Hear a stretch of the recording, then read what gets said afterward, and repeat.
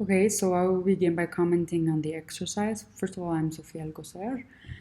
I really enjoyed this exercise because we always learn and read about what the BATNA is, what the reservation price, how to negotiate. Like, I've had many classes where we just focus on definitions and read about it, but we don't actually try and come up with one ourselves with the help of a case, obviously.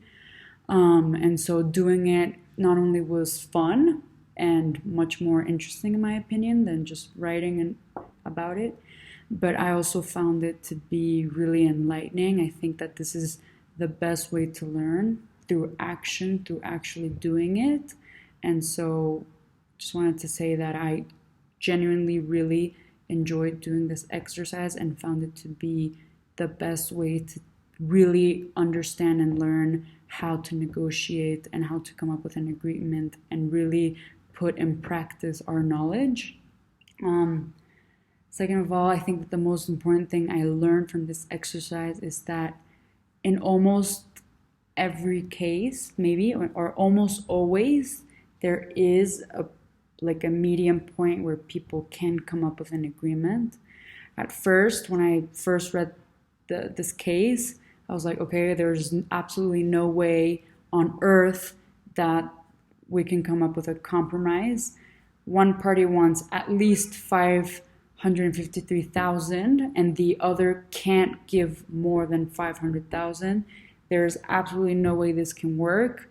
What can I come up with? And then it just sort of made sense to me that if you take away the couple's consideration of their savings and instead offer them a job, well then 500,000 is totally acceptable for the couple, and they don't have to consider savings because they will get a job afterwards. And it is a really good idea for this oil company to offer them manager jobs in this station because they've been doing it for years, so they have the expertise. And second of all, well, yeah, they've been doing it for years, so they have the expertise. And it will take at least, I don't know, like a year and such for the construction to take place and the rebuilding. And so by the time they come back from their trip, it's the perfect time for them to get a job and for the company to hire them. So anyways, I just thought that the important thing I learned is that there's always room for an agreement, even if it sounds like unbelievable. And then lastly, what would I do differently? Well, I believe that something I could have done differently was, as the oil company representative, I could have offered them a little less than 500,000 and a little more than 470,000 because first of all, I needed to offer them more than my competition, who was only offering 400,000. But at the same time, I didn't really have to go to my limit. That was just sort of kind, in my opinion.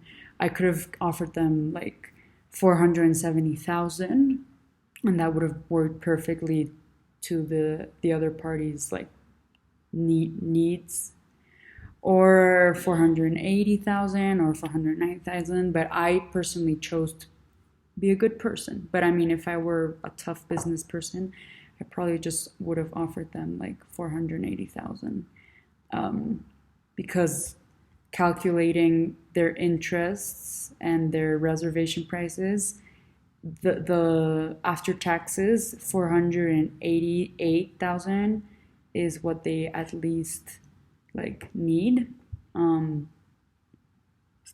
So I mean, I could have been just on the limit, but that wouldn't have been very ethical in my part. But I could have done that. So if I would have to do something different, it would have been that.